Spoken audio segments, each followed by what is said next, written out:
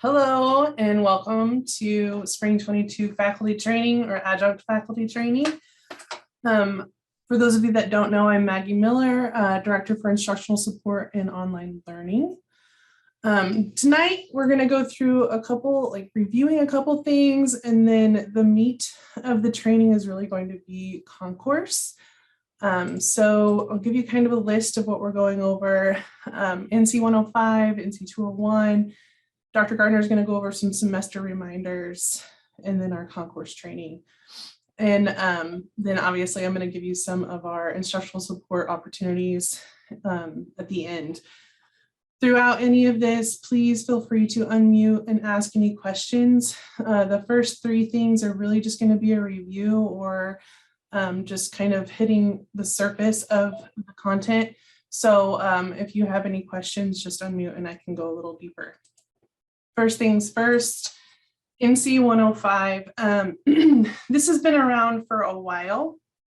We haven't talked about it in these trainings for a while, or since I've been here. So I wanted to bring it back up, kind of tell everyone what it is, because some people that might be new might not even know what it is. You might get frustrated students that are like, what is this NC 105 thing I have on my list of courses? And so I wanted to take this opportunity to kind of explain it and tell you how to use, or how I suggest you use it in a class if you want to, or what students can use it for. It's just a non-credit orientation class for your students to get acquainted with MyNeoShow so they can understand how to turn in assignments, use a forum, check their grades, contact their instructor or other students via the roster, just an orientation on how to use MyNeoShow. If they complete the NC 105 course, they'll receive a PDF certificate of completion, and then they can have that through the entire time they're here at NCCC. They do not have to complete it more than once. It will be in their list of courses every single semester they're enrolled, so they will continue to see it.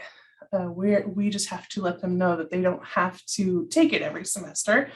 The certificate they receive will work for any instructors that might require it throughout their time with us. I put that information out on the homepage of NC 105, but we all know how sometimes students don't read those things. So we might have to let them know if they are freaking out about seeing it over and over. Is it required? No, but instructors do have the option to require it if they want their students to have that orientation completed. I highly suggest it for online courses, so that way students are understanding how to use MyNeoShow from the beginning. But again, it's just an option if you want to. We suggest that you use the upload assignment feature in your course if you're going to require it for your students, so that way they can just upload their certificate and prove that they completed the NC 105 course. And the nice thing about the upload assignment now is that you don't even have to download it to your computer anymore. You can just view it right there in the assignment. So that's kind of nice and an easy way to grade those. Who grades them? Besides the piece that's in your course, that's the upload assignment, the actual graders for NC 105 are going to be people that are not you guys. It'll be an NC instructors, what we give them as the title. There's a couple people that grade, and we give those graders 2 business days to complete the grading. And then again, 2 business days to give the completion certificates. So with that, I have some tips and suggestions. If you're going to require this, we recommend that you have this completed, have the students complete it within the first 2 to 3 weeks of class. That way, if they are taking an online course, they know how to use MyNeoShow at the beginning, and they're not waiting until the very end of the semester to complete this. So getting it done at the very beginning gives them a better chance of understanding how to use MyNeoShow for your course. I also suggest that you avoid weekend due dates because, again, we have those 2 business day leeway for our graders. Yes, they might get it done the same day that it's turned in, but we can't promise that. So if we can avoid a Saturday or Sunday due date, that just makes it a little easier with communication with the students and stuff like that. So they're not freaking out, wondering why they're not getting their assignments graded and their certificate and all of that. If they have any questions about the content of NC 105, we want them to email ncinstructor@neosho.edu. They can also email online at neosho.edu, but we prefer ncinstructor@neosho.edu. They do not have to contact you, they can contact us. This sheet that's on this slide, I sent it out yesterday in my weekly update. If you are not receiving those weekly updates, please let me know, because I will be sending out a lot of stuff like this throughout the semester, and I don't want you to miss out on any of this. Does anybody have any questions about NC 105 before we move on? Right. Again, if you have any questions about this, you can always email us at online@neosho.edu, and I am more than happy to help you. The next thing is NC 201, online teaching certification. This was offered, I believe, I don't know how long ago it was, before me, and I've only been here for 2 years almost. So we've got a revamp, and this is a course designed for faculty who desire to teach in the online environment. It provides instruction on designing, teaching, and evaluating online and hybrid courses. And it is, I'm trying to describe it in a condensed way, but we offer 2 4-unit sections. It used to be a full 12-week course, and we just felt like there was too much in that 12-week course, so we split it up into 2 sections. That way, it's a little bit easier to complete and spread out, and you don't have to do it all at once. So we have 2 8-week options and 2 4-week options. You can combine them however you would like. We just ask that you do NC 201A first and then NC 201B. So if you wanted to do spring 2022, the 8-week course, but then you wanted to do a 4-week course of NC 201B, you can finish that in the summer. And the same thing if you wanted to start it in the summer and finish in the fall. Or if you wanted to just get it all done in the summer, you can do that too. This is just going to give you a deep dive on all things online teaching. And it gives you a nice example of what best practices are for online teaching and teaches you how to use all of the different tools that we offer here. I'm not sure about the professional development piece. I don't know, Dr. Gardner, do you want to chime in on that? We have a couple full-time faculty. So those that information there is for internally for our full-timers who are required to have 6 hours of professional development every 5 years. So that's information for you if you wish to apply for that through the faculty professional development. The committee will make that decision, but historically that is what they have done. For those that are teaching for us and maybe at a high school also, if you have professional development criterion, you could ask your PDC committee locally and use these this hour conversion that we do here. But of course, that's all up to the individual professional development committee, whether it's your high school or whether it's our faculty committee here. So I think that should suffice on that unless anybody has questions. Great, thank you. I also wanted to say that when this was offered before, and if you've taken it previously, it is going to be different. We have added a few things just to kind of move on with the times, since we've learned a lot since the pandemic. So I've added some of those extra features that we can now use in our online classroom environment. So even if you've done this before previously, it is going to be different this time. So if you want any more information on this, feel free to contact us at online@neosho.edu. And this document was also sent out in my weekly update yesterday. So you can take a look at that there as well. Does anybody have any questions before we move on? Would if we've already taken it years ago, is there only like one of the sections we have to take? Would it be like take part B? Or did you break it that way? No, I didn't. I didn't put just the new stuff in one section. I sprinkled it wherever it would fit with the layout of the units. But I am going to be making an outline of each section so you can kind of review it.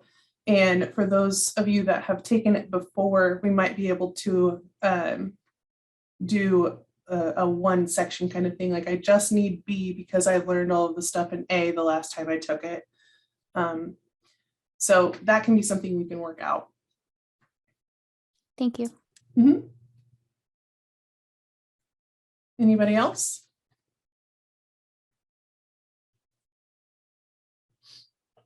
All right. Next on the list is the reminders for the semester, and that's going to be Dr. Gardner. Maggie gave me all the fun stuff. So our first reminder for you,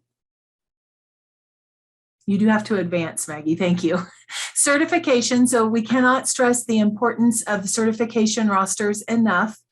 This speaks back to the reason that it's so important is because students get charged for classes and their financial aid depends on us providing accurate certification information. So we wanted to go over the rules or the guidelines for when you should cert a student into your class or when you should no-show a student out of your class. And for those who teach at high schools, it is imperative for you to check your rosters on MyNeoshow. You should be doing that the first week of classes so that we can make sure that the right students are sitting in your class. And if somebody is in your classroom and not on your roster, or if someone's vice versa of that, we need to know. So we ask that you do this very early, but the certification itself comes at 25% of the way through your class. So for those who are teaching a face-to-face class, it does not matter if that's on in one of the campus buildings or at a remote location, at the high school, wherever that face-to-face section is happening, you would cert any student that has been in the seat in your classroom for at least one class session. At the 25% mark of the class, most students have been there multiple times, but you would need to have seen that person in the class at least once. For online classes, there's a higher level of standard thanks to the Department of Education. And unfortunately, people that want to scam federal financial aid, so they have given some more strict guidelines on when to cert a student into an online class. So for the online classes, the student must have submitted a content-bearing assignment or participated in a content-related forum discussion. So the content-bearing, the content-relating speak back to your outcomes. So they must have done some assignment that correlates back to at least one of the outcomes in your class by the 25% point in order to be certed in. They only have to have done one, but there has to have been some content-related discussion or assignment submitted by that student. And for those that are teaching hybrid, the student should meet the criteria for either the face-to-face or the online. That would include the virtuals, but we really want to make sure students that sign up for a virtual class are attending the class, because that's the predominant means, just like in the face-to-face world, that's the predominant means of communication. But for the hybrids, if a student meets the criteria for either face-to-face or online, you can cert them in to your class. The next reminder is related to attendance. So when you go into MyNeoshow into your class, there's an attendance page that pre-fills any sessions that you're scheduled to have for class. And so we require all of our instructors to record attendance through the attendance page on MyNeoshow if it's a face-to-face or a hybrid class. So online instructors, you do not have to do this requirement because we can tell if students are participating in online classes and other means. But we do ask that you do this at least through certification. So for that first fourth of 25% of the class, we ask that you record attendance for every single class session. This is really important. Dr. Rob sometimes has to go in and look up things. Our financial aid department will contact Maggie or I, and we need to be able to look up this information without having to bother you. So we do require that attendance is recorded at least through cert date for those classes. We also, for all classes, all modalities, we recommend that you take a quick minute and go to your last week of attendance, maybe the last session, whenever you gave your final, and record the attendance for that particular day. If you've taught for us before, you know that when you go to submit your grades, the grades will pre-fill from the information in the grade book.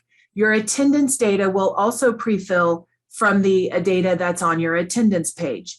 So I have found that going to the attendance page, most students show up to take the final. And so most students are present. That's going to pre-fill that last date of attendance for most students. So anyone that missed the final or stopped attending at some point, you'll have to manually adjust and enter a date for them. And it is very important to get the last date of attendance accurate, especially for students that receive a D or an F in the grade. So that's just a tip. That's not a requirement, but it should help you save some time if you code the attendance on the last week of class or the last date of class. Our next reminder is related to the gradebook. So we do require all of our instructors to keep a full electronic gradebook on MyNeosho. So that means every assignment that's given in class that is a way for students to get points earned in your class should have a coursework assignment on your coursework page, and it should be feeding into your gradebook page. And we require that those are updated weekly. We're going to talk about a special circumstance for concurrent instructors in just a second. But again, I already mentioned that this data will pre-fill for you at the end of the semester when you go to submit your grades. And the most important thing here is that at Neosho, we very much care about our students and their success in their classes. So we actually pull the data out of your grade books at least 3 times over the course of the semester. And we have protocols in place where we contact the students and say things like, we understand that you're not doing well in this class. Are you aware of our tutoring? Are you aware of these other resources? Is there anything else that we can do to help you become more successful? So those early academic warnings are only as good as the data that we have. So if you don't have information in your gradebook when we pull the EAW, then that student won't get that notification and maybe won't know about the extra resources that are available to them. And if you all are not aware, the college offers free tutoring for all of our students. So if you have students that are struggling in a class, you can direct the student, or you can go to MyNeosho to the My Resources tab, and there's a tutoring schedule that's posted. There's a tutoring for Chanute students at the Chanute campus, Ottawa students here at the TLC, and we also offer tutoring through Zoom. So we have tutoring for any student in 3 different locations. And if the times that are available for tutors in their subject area don't work for them, they can request a special appointment with a tutor. So we really do try to help our students, but we do need that data in the gradebook in order to help them. So let's talk about concurrent instructors, because many of you are concurrent instructors. And this definition is a high school teacher teaching our college class at your high school during the day, and the only students enrolled are your high school students. So in that scenario, your high school is probably already requiring you to keep a full electronic gradebook and to provide so students and parents can log on and see things like PowerSchool and some of the other software applications. If you are a concurrent instructor and you are required by your school district to keep that full electronic gradebook, we do not make you reproduce that and duplicate that within MyNeosho. However, there is a special way to configure your gradebook, and that is the manual method, and that provides you with just a box. And so you can pull up PowerSchool or your respective software, and you can look at the grades for your students, And all we ask is that you put their percent. So 97, 83, 98, whatever those percents are for each student, and you can save that. And that also gives us that data because we do also care about how our high school students are doing in their college classes. So we do ask for our concurrent instructors that you code that grade book with the manual method and enter and update those percentages on a weekly basis. Dr. Rob will send out an email so you'll know the week before we're going to pull the EAW. So it's imperative for you to get that information in and updated within that time frame when she sends that out. The other caveat for concurrent instructors, we have converted our assessment system here at the college. So if you've been teaching for us, you know that when you do an assessment report at the end of the semester, it feeds from the coursework assignments. And so concurrent instructors, you're going to have to come up with some way to have at least one assignment in coursework that links to each of your outcomes. And Steve Dowell is our Dean for Assessment and Institutional Effectiveness, and he can meet with you. Maggie or I can also help you with that. If a concurrent instructor wishes to keep their gradebook within MyNeosho, you absolutely can. You have the same abilities as everyone else. And there are some instances we know where the college grade might be different than the high school grade. And that would be a great way for you to tell your students, this is your grade at the high school, this is your grade at the college. So yes, you absolutely can keep that full electronic gradebook, and Maggie or I can help you set that up. We are just not requiring that duplication for the people that don't want to, if that makes sense. Excuse me. Yes. The difficulty I see is that I have a lab course and Neosho separates the class into a lab course and a lecture course, but at my institution, it is all one grade. Yes. So I will tell you, and Wendy, you can talk if you would like. In the past, when we've had high school students enrolled in the 5-hour science where there's 3 hours of lecture and 2 hours of lab, I believe we have taken the percentages and averaged those for the report that Wendy sends back. It's super easy if the student has an A in both classes. And it's super easy whenever the grade is the same, you know, if they have a C in both. But when they have an A in one and a B in the other, I think we have used the percentages mathematically. And Wendy sends that information back to the counselors. In your case, Norm, they might be, or Dr. Schmidt, sorry, they might be just using your high school grade. But Wendy does send back a report for those students as well. Wendy, did you want to add anything to that? Okay.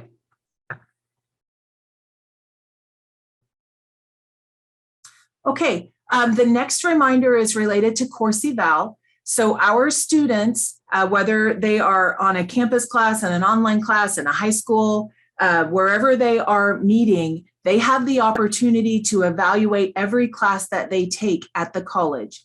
A few years ago, we adopted the course eval product, and it interfaces through MyNeosho. So it's important for you to understand how the students can access these surveys. So what you see on the screen here is the left-hand navigation pane of MyNeosho. Those of you that have taught for us before probably recognize that. At the bottom of that left-hand navigation pane, here you see that bottom row, you have 3 active surveys. So at this point in the semester, this particular student had 3 classes that had an evaluation that was open. And the students receive an email several times during the open period. It's all date driven based on the length of the class. When the student clicks in that bar, they are directed to another page within MyNeosho that shows them their classes. And then of course, those titles of the classes are links into their respective surveys. So once the student logs into MyNeosho, it's super easy for them to know if they have an active survey and how to access it. And so this is important. We are very interested in the feedback that we get from students. It's one of my favorite things the day I get the email that says, here's your course survey for the last class you taught, because I want to know what the students have said. Using the course eval system also means that we are able to return those survey results to you much more quickly at the end of the semester. So hopefully course eval is working for you.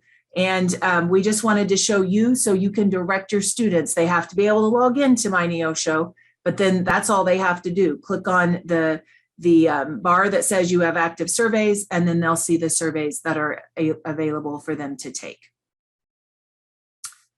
The next reminder, the classes within My Neosho will retain all of the assignments, all of the handouts, all of the data that you have in that class for a 5-year period.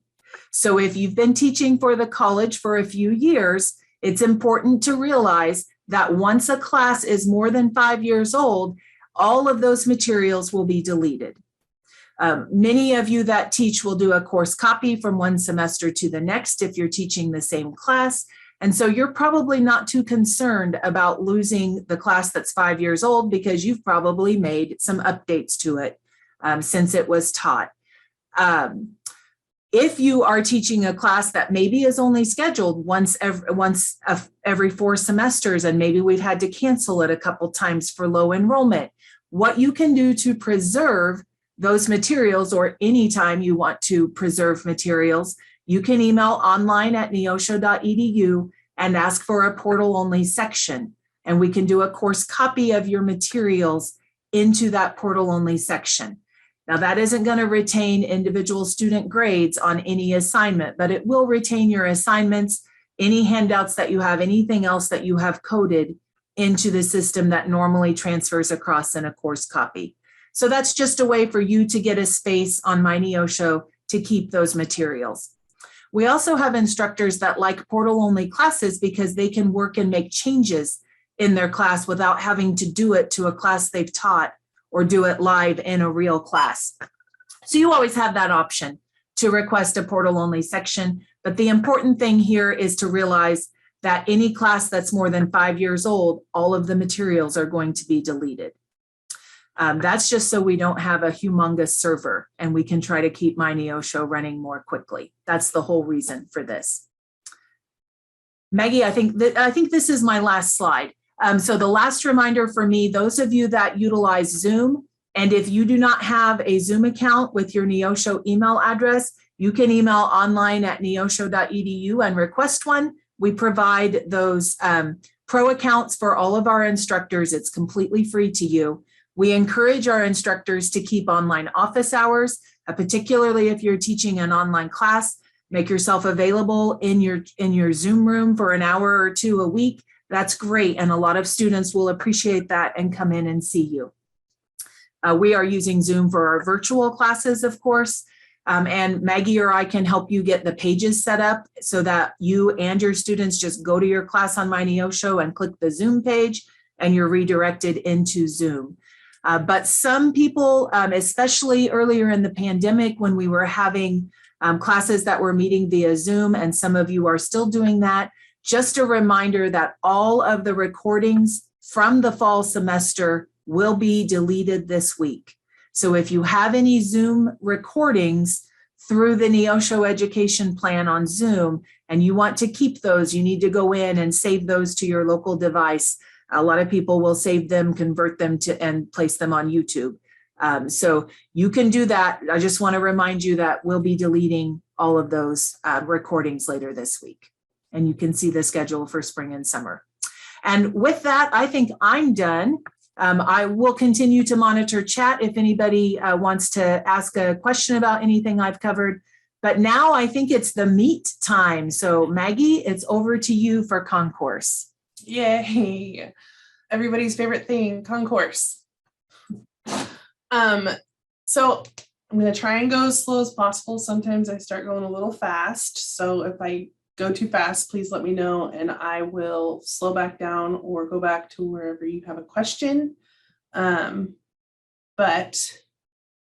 we're going to start off with talking about the initial setup of concourse. So when your course shell for the semester is created, it automatically has the syllabus page that has an add a tool page or add a tool to this page. option to go ahead and add concourse to your course. So if you are not making a course copy from a previous course and you're starting from scratch with your course shell that was created for you, you will click on syllabus and then see this little add a tool to this page button. When you click that, it will give you the option to click on concourse syllabus. And then it will populate that page with your concourse syllabus for that course, that section. So if you're starting from the scratch with any of your courses, you will need to do that in order for your syllabus to show up. I have created a concourse guide initial setup, one page. It's this right here. If you saw my weekly update email yesterday, it was included in that email. So make sure you refer to that if you see this whenever you click on your syllabus page. If you're copying a course, first you need to complete your course copy. Then if you still don't see the concourse page when you click on syllabus, you can copy the syllabus page from another course that has the syllabus concourse page. If you don't feel comfortable doing that, you can email online. Let me see. Yes. So if you are comfortable making the course copy of just the syllabus page, you use the selected course content setting under the course copy courses section, or option, I should say. When you choose selected course content, then it will give you a list of what content you want to copy, and you would choose syllabus, and then you have to make sure you choose overwrite. So that way it completely takes over that page, and then your concourse syllabus will show in that syllabus page on your course. And it doesn't matter which course you're copying from. So if you're copying from English 101 to English 201, it will automatically populate with the 201 content or template, concourse template. So it doesn't matter which course you choose the syllabus page from, as long as it has the concourse syllabus page. So next thing I want to talk about before we dive into edit and copy within concourse, I wanted to share how awesome concourse is by having all the different headings and areas that you can put content. I created or compiled a document that has examples from different instructors throughout all the departments. So I could give you guys some examples of what could go in different content areas on the concourse syllabus. That way we can kind of decipher what from our syllabus supplement needs to be put into those different areas. So this was included in my weekly update that I sent out yesterday as well. So I'm going to go ahead and pull it over. Can you guys see that? Okay, awesome. Let me make it bigger. When you guys open this document, it does have clickable headings here. So let's go ahead and check out faculty contact information first. This is obviously, it's very evident what we need to put here: your office hours and your information, who you are. But you can put more than just the basic email and phone number. You can come in and you can put your office hours very clear, just kind of like what you would have on the outside of your office. And if you're an online instructor, it's really nice to have any kind of way to contact you in this area. And if I don't think maybe I do, the availability for virtual office hours. This instructor put it in that if you email, I can do it after 9:30 a.m. We can do a virtual office hour. So that's right there in the syllabus, and that's something you can put in your faculty contact information and office hours heading. And you can also just go as basic as email and phone number. It's just nice to know that there's different options. Then under coursework, again, just giving you some ideas. There's not really any wrong way or right way, or wrong content or right content. This just gives you an idea of what you could put in this area. Instead of just dumping all of our content into one heading. We need to separate it out into the different headings. So it's a little bit easier for the students to find. And I forgot to say this at the beginning, but I'm going to go back up here to the top. All of these headings are listed on the right side of your concourse syllabus when you're in My Neosho, and your students can click on those. So if your student needs to find out what the coursework is for the class, just to check out whatever would be under that heading, they can just go over to the right side of the concourse syllabus, click on coursework, and it's going to take them straight to that area. So that's another awesome part of this and why it's great to put the correct content under each heading. And so again, there's no wrong information or right information. It's just whatever fits your class, and making sure it's clear for your students. So again, I sent this out, so I'm not going to hang out in each area too long because you can look at this stuff if you check your email. Method of evaluation is another area that you can edit, just making it clear for your students to understand what your method of evaluation is for that class, that section. Just some different ideas that you can put. Okay. Instructional methods. This can be an area that can go super in depth, or it can be very basic. Here's a good example from coaches. You will be coached and then execute specific drills on a daily basis, because that's literally all they're doing in that course, that credit hour. But it's in the syllabus, so it's understood, and that is the requirement, and that's the method of instruction. But then we have other areas up here that are a little more in depth. So whatever fits your course. Then you have your student requirements. Again, we've got more in depth here, and then we've got whatever fits your class. So must participate. That's pretty basic, to the point, but it's there. Here's my favorite part.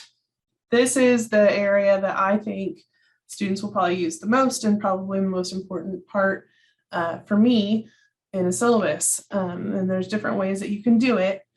This first option up here has a link out to a schedule that's under the resources page in your course, in that course that this syllabus is for. So this is for situations where you might already have the calendar set up and it's a PDF that you use every semester or something like that.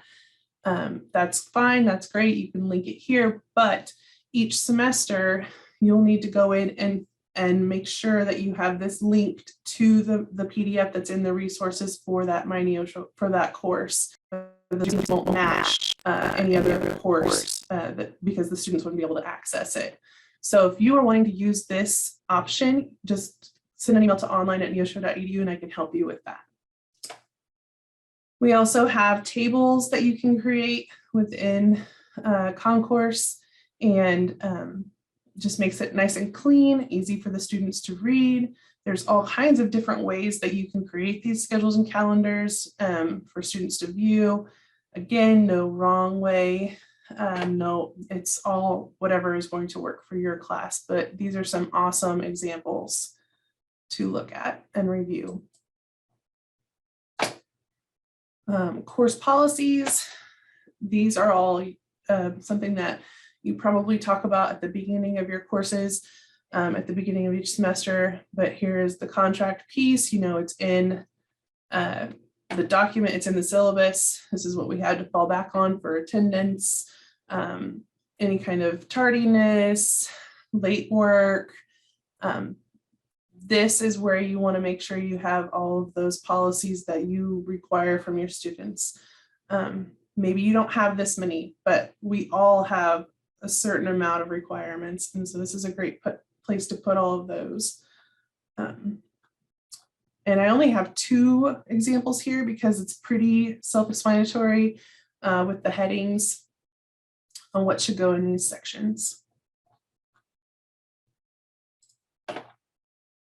So that's all of the content examples again, that is in my instructional support weekly update email for you to look at. And I will put those on the instructional support paid website too in my Neo show, so you guys can access that after. I appreciate these questions and stuff. I'm hoping what I'm going to show you here in a couple minutes will help with those that have already put everything in the headings in previous semesters, because we have a copy feature that will probably make you very happy.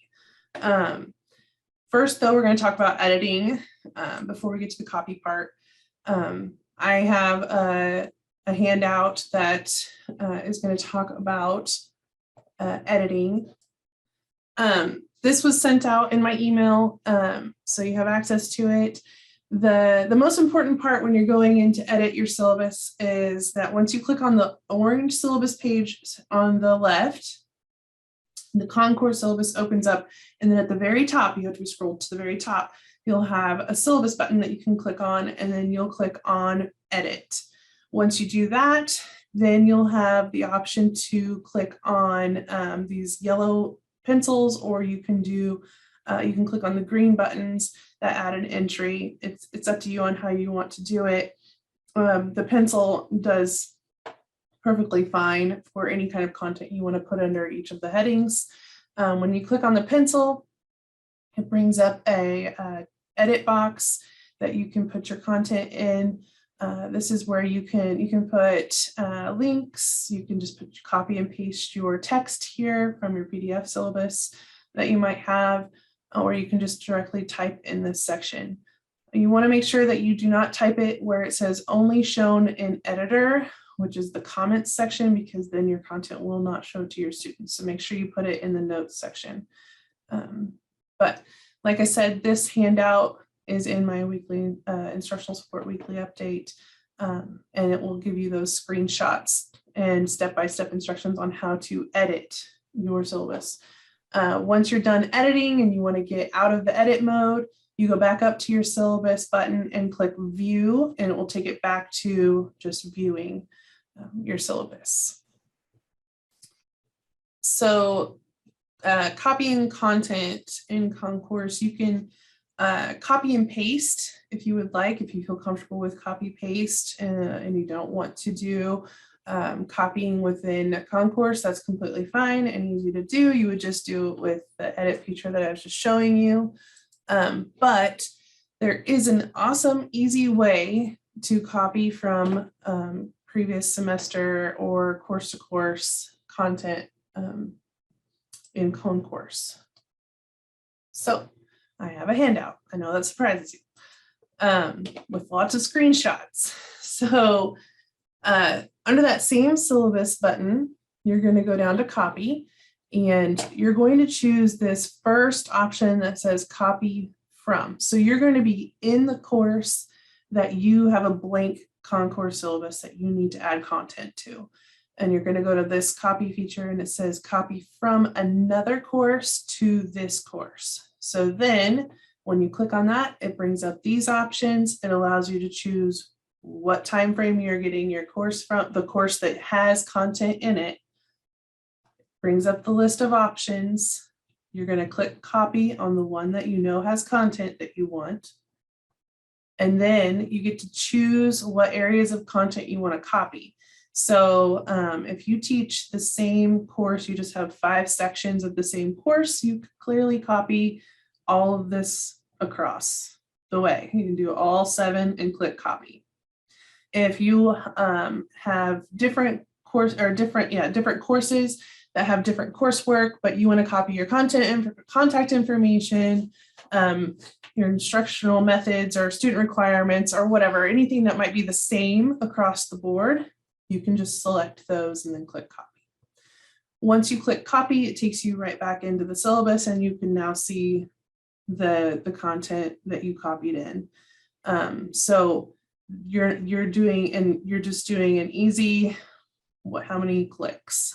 Just a few clicks, and then you're going to have your content that you had already typed in. So Angie, if you have stuff in each of those content areas that you know you can reuse this semester that you put in last semester. You can come here, you can use this option, and you can choose all 7 of those, click copy, and then your concourse is set up and you're good to go. The only thing you would have to change is if like your contact information, your office hours might be different this semester or something like that, but you would just go in and edit those after you've made the copy. So that's really easy and handy, and hopefully useful to those of you that have already gone in and you have the same courses this semester as you did last semester when you created all those. That way you're not reinventing the wheel every time. Does anybody have any questions about that part? No? So they do it once and then they can copy it every time after that? Yeah, as long as it's the same content for each course or section of the course, they can go into each of those syllabus pages on those courses and make this copy. Very good. Any of those things that I talked about, make sure you send an email to online@neosho.edu. But right now we have Dr. Rob, who's going to talk about the concourse requirements. Thank you, Maggie. Thank you. And thank you for working on all of those handouts. It looks like that's going to be a huge help to lots of our faculty members. So I really appreciate you working on those. Everyone, thank you so much for attending today, and thanks for your participation and perhaps discussion about this. The reason I wanted to have a slide, and thanks again, Maggie, for putting this slide in here, is to talk about many of you are, we've had concourse syllabi for a number of years, and many of you are working along doing the concourse syllabi just fine, and maybe at this moment are wondering why in the world was this, why did we use the word, the dangerous word mandatory for this training. That word is not popular among people. However, I thought it was necessary this time around because last semester we were made available some reporting features from the concourse system that allowed for us to check how many syllabi were created and how many sections of syllabi were completely left blank. And to be transparent, it kind of gave a shock to my system, at least, because there were a number of sections that did not have any information in their syllabi, any instructor-specific information, including, from a spectrum of maybe it looked empty, but actually all the information was there. It was just all in one section. That's okay. At least the information was there, all the way to the other end of the spectrum, in which not even the contact information was filled out for a class. And so that was a bit of a concern from my point of view, as the syllabus for a class is one of those very important, extremely important pieces of the course that you're teaching. And I sent out some emails. In fact, I referenced one of the language pieces associated with our accreditation, and that it's an assumed practice. It's assumed that you create a comprehensive syllabi so that a student can obtain the information about your class. They need to know that information about your course policies. They need to know the information about your contact information. They need to know if you have specific late policies, and all of that information. They deserve to know that information. And so one of the expectations is that you provide it. So I wanted to make sure that everybody had a chance, an opportunity to walk through and get as much training as possible so that you all understood how to provide that information to your students so that we could make sure that that happened. One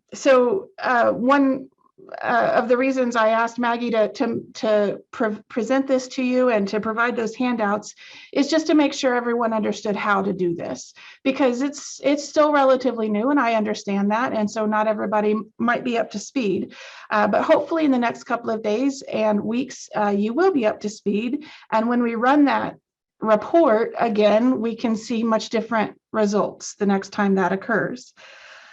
One of the things that I am specifically concerned about is in the event that a student has a grade appeal If there is no syllabus or if there is no specific information about how you expect to assign a grade in a class, there is very little I can do to defend your choices. So that very important document must have that information in it if you would like me to support your decisions about the final grade of a particular student who may or may not choose to appeal. So I just want to underscore how very, very important it is to have a complete comprehensive syllabus available to your students. And I know there's, you may not have a whole table of your schedule. That's okay, as long as there's some basic information about the course expectations and anything that a student might appeal. I think that would be important to have in your syllabus. We've gone through this many, many times in individual circumstances of student appeals, but on a whole, I want everybody to be kind of aware of that. Students don't always appeal your final grades, but they have the right to do so. And if they do so, I will need to have your syllabus. I guess I just wanted to answer any questions that might come up related to this concept. I think, Maggie, thank you again for doing such a great job with the handouts. Everyone's got to probably really appreciate those when they get them in their hands.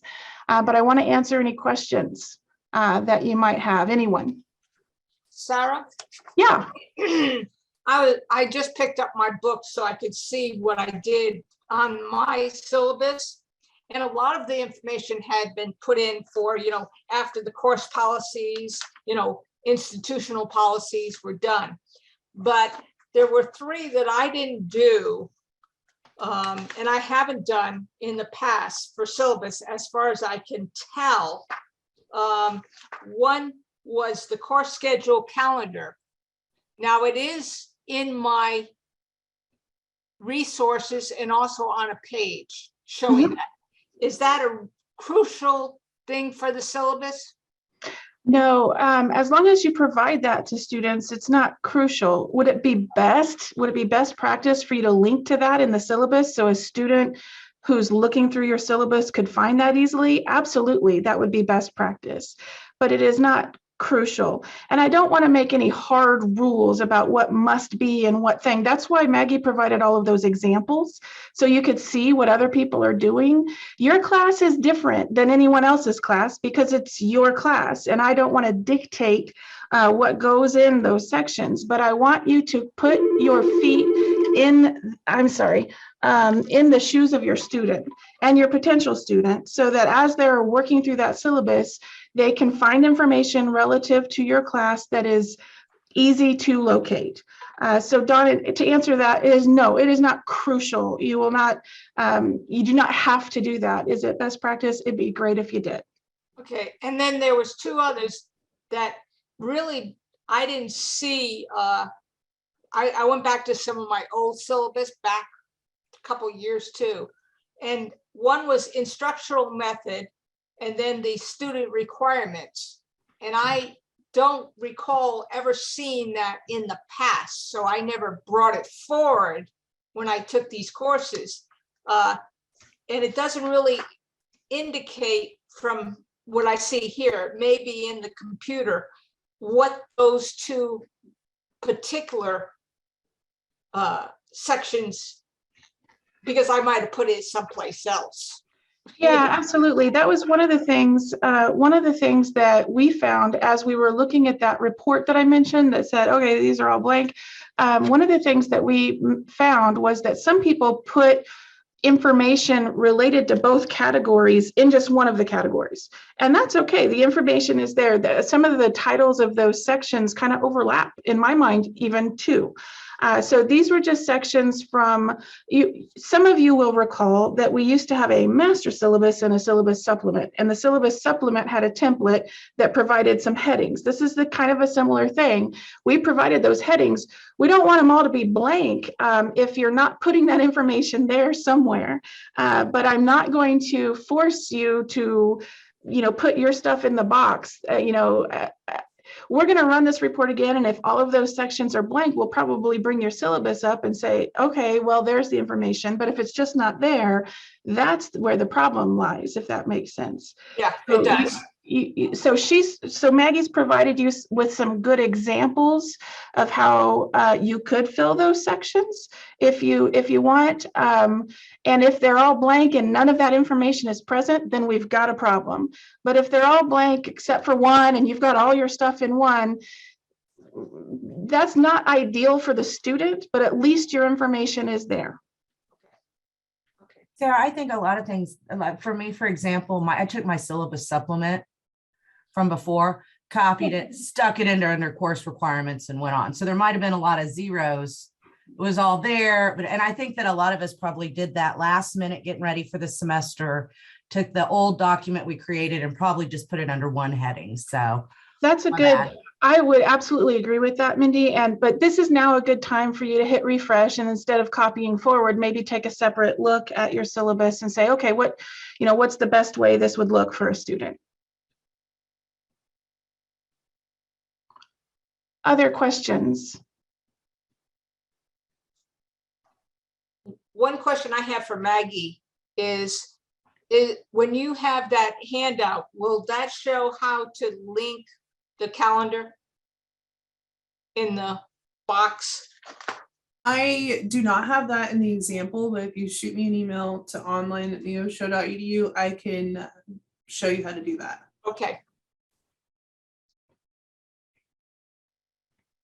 Those text boxes tend to be relatively easy to manipulate. It's probably got an insert hyperlink option, but that she'll tell you how to do it. I don't know. It does. It has a insert hyperlink option in the text box. So it'll be nice and easy.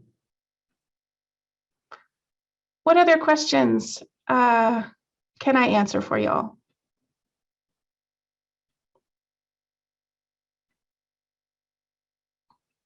So we probably will run that report again. And if it does show up that they're all empty, you might get an email asking, okay, what's going on with your syllabus? But again, I don't want to mandate any particular design or structure. That is your class. I need to be able to defend it. I want to be able to defend your choices and your policies. Please make them available to your students. And just as a kind of a basic reminder, because we're in the world of don't forget syllabi exist. If you need to make a change to your syllabi throughout the semester, if you want to update one of your policies, please don't hesitate to do that. But please, when you do, or if you do, please redistribute that syllabi to your course. The way that you can do that is just by sending an email saying, hey, I have updated a policy in the syllabus. It is now updated on the website. So you don't have to print them out anymore, but you still need to redistribute them if you make a change to your syllabi midstream of the course. The only thing we have left for tonight, because we are at 6:30, so I'll try to go fast, but I want to be clear. So our instructional support page, if I think I've logged out already because it's been a minute, has all of the, under my teaching and my instructional support, has a calendar of helpful like dates that we might be having. Now January is kind of empty because it's the beginning of the semester, but starting next Tuesday, which on my update I accidentally put the 11th. I had a Tech Talks, but I don't. But next Tuesday I have a Tuesday Tech Talks from 1 to 3 where you can come. If you have a chance to hop in and you have a question or whatever, you can hop in the Zoom. Hey, I want to show you this. It's not working right. Can you help me fix it? I will be in the Zoom meeting from 1 to 3. It's just a drop-in thing. You don't have to schedule anything. It's just a time that I'm available on Zoom.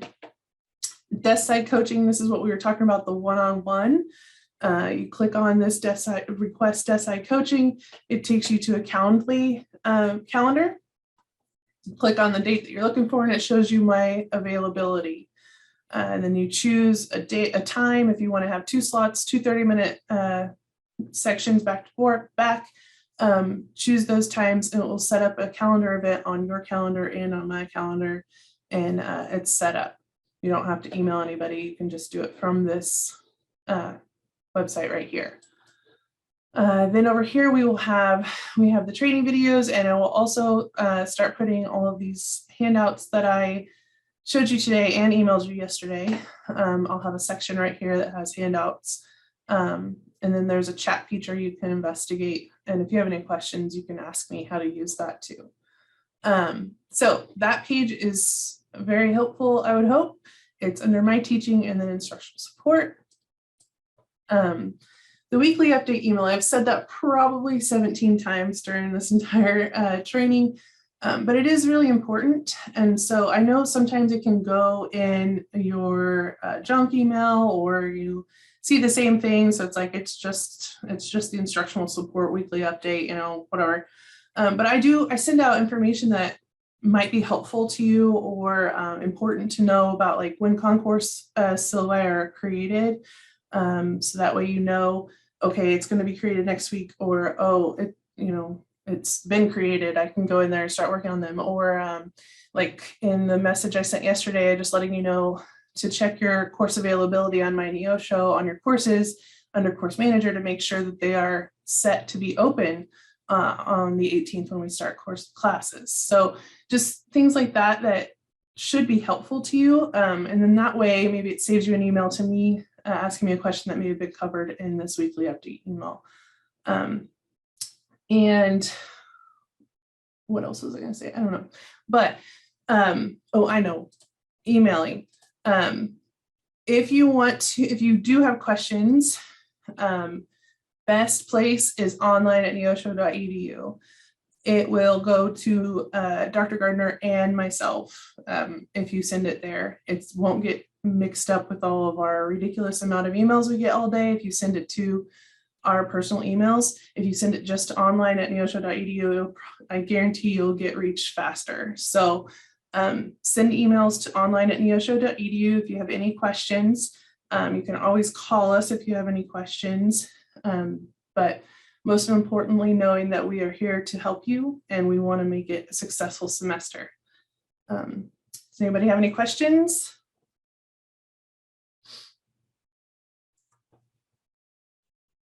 I want to thank everyone for coming tonight. I believe we are finished officially. Maggie and Dr. Rob and I will hang out, so you feel free to stay and ask any questions. If you have an individual question you want to talk about, we'll be here for a little bit, but we are officially finished. So thank you very much again for teaching for Neosho and also for coming tonight. Thank you all. Thank you.